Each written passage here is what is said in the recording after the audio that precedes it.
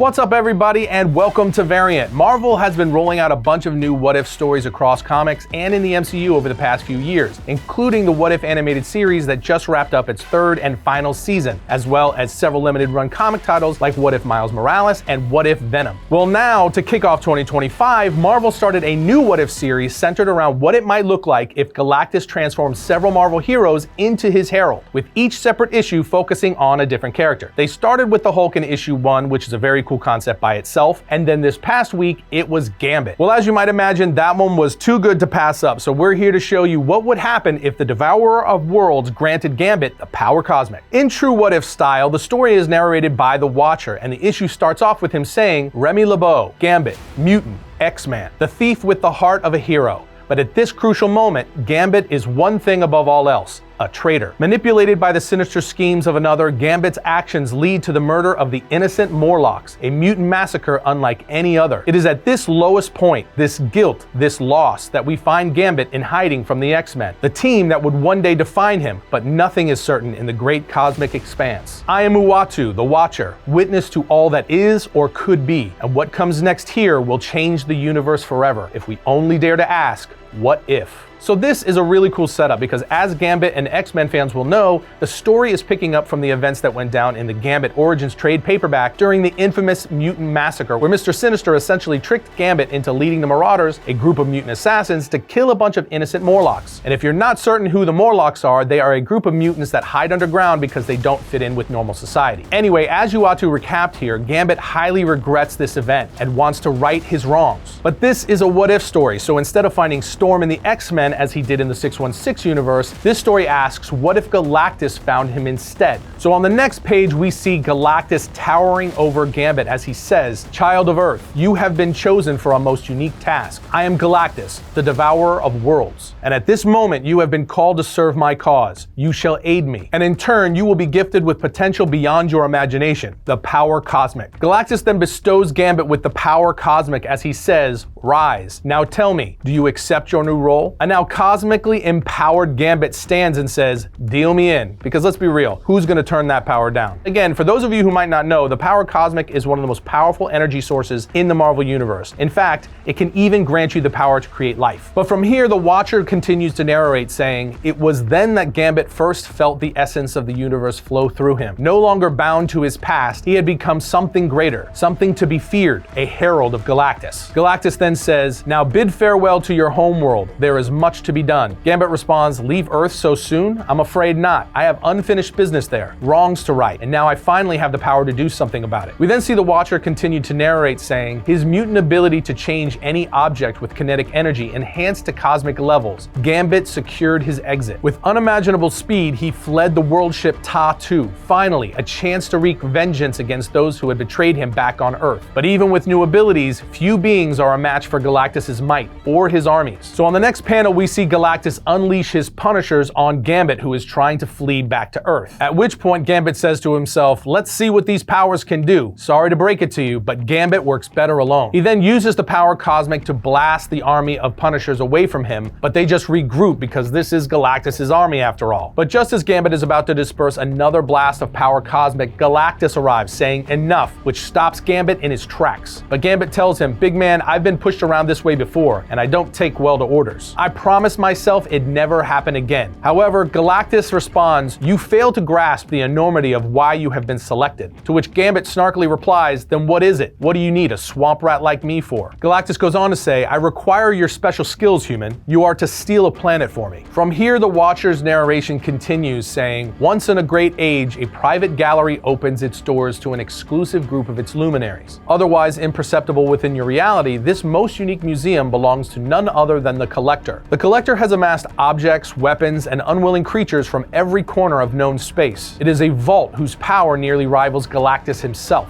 But his most prized possession? An entire planet, a world of particular importance hidden with utmost secrecy. Were Galactus to attempt to retrieve this world by force, he knows the Collector would instantly destroy it. No, this is a job that would require charm, a job for Gambit. So from here, we see Gambit arrive at a party the Collector is putting on, with characters from all around the universe attending, such as Ronan, Gamora, Gladiator, Abomination, and more. And when Gambit enters, he says, I ain't crashed a party like this since New Orleans. The Collector then quickly notices approaches Gambit and introduces himself saying, "I am the Collector, welcome." Gambit then starts to introduce himself in return, but the Collector interrupts saying, "Oh, I know who you are. Remy, isn't it?" To which he replies, "Gambit's just fine, thank you." The Collector then goes on to ask, "Is your boss here too?" Gambit says, "My employer has trusted me with a special matter." And the Collector responds, "I can only imagine what that is. The almighty Galactus does not send his herald out for nothing. It seems as if this will be a long night. How about we settle this later?" To which Gambit replies, "I got all the time in the world. From what I keep hearing, I'm immortal now." And with that, the Collector walks off. So Gambit says to himself, guess Remy's gotta give himself the nickel tour, or maybe I'll find a tour guide, as he glances at a girl who caught his eye. Then on the next page, we see that Gambit has seduced the young lady, who turns out to be one of the Collector's employees, and she has taken Gambit into a separate room with pieces of his collection. Remy asks her, what is all this stuff anyway? She tells him the Collector's gallery. He has been adding to it for eons. Gambit then says, a bit of a hoarder, huh? Whole lot of folks back home like that too. But she continues to say, world and empires live and die, often through no fault of their own. But when they are gone, who will remember them? That is his duty, his charge. To catalog, to protect, to keep what will inevitably become ruined. Gambit then looks at a creature who's locked inside of a tube and says, seems some of his acquisitions don't like being pent up and hidden away. She tells him, not all, only the unimportant acquisitions are hidden in the vaults. He says,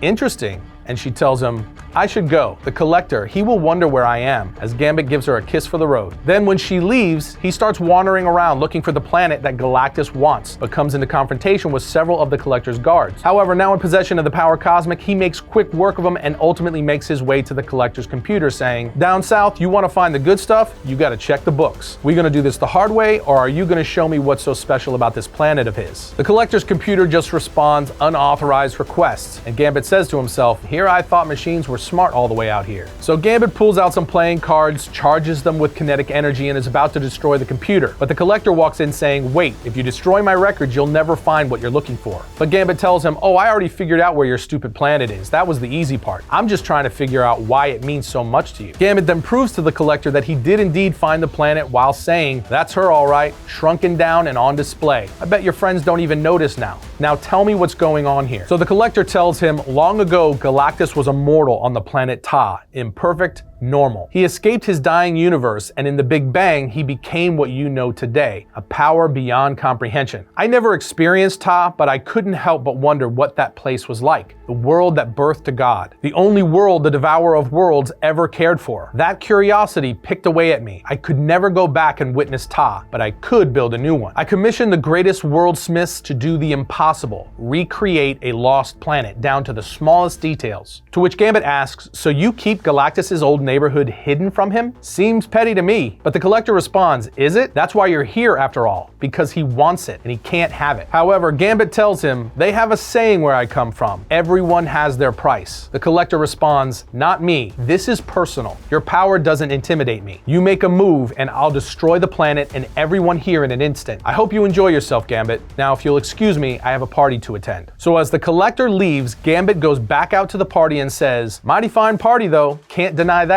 Actually, I see some room for improvements. As he begins to use his new powers to systematically blow up key points all over the Collector's space station. The Collector just screams at him as Gambit begins to walk through the rubble saying, see, my power is kinetic, or did you not figure that out? All I had to do was tap a few pulses through your fancy space station step by step. It's easy to find out what's working and what's not. A lot of moving pieces in a big ship like this. Charging up volts, speeding up the kinetic energy of the locks, slowing down the speed of others. Blowing up all, and I mean all, of your defenses. Freed your captives that way too. The Collector then turns to him and says, you've no concept of what you've done, Herald. This must end. The Collector's fist then starts to glow with energy and he starts to attack Gambit, but he's stopped mid-air as Gambit looks at him and says, oh, I've been swiping your kinetic energy since I walked through those doors. So you just stay put because Papa Galactus is downright hankering for that sweet planet of yours. This is immediately followed by Galactus arriving saying, Herald, have you completed your task? Gambit then tells him, yes, I've got your world safe and sound, and on top of that, I gift wrap the Collector right here for you. The Collector then pleads with Galactus, but Galactus tells him, you have meddled in my affairs for the last time. Deliver my world to me, Herald. But at this point, we get the twist as Gambit tells Galactus, see, the thing about that, they tell you to never bet against the house. But in this case, I think I have the winning hand. The Collector did make his own Ta, but there ain't nothing to it. I can sense kinetic energy in this world. Empty.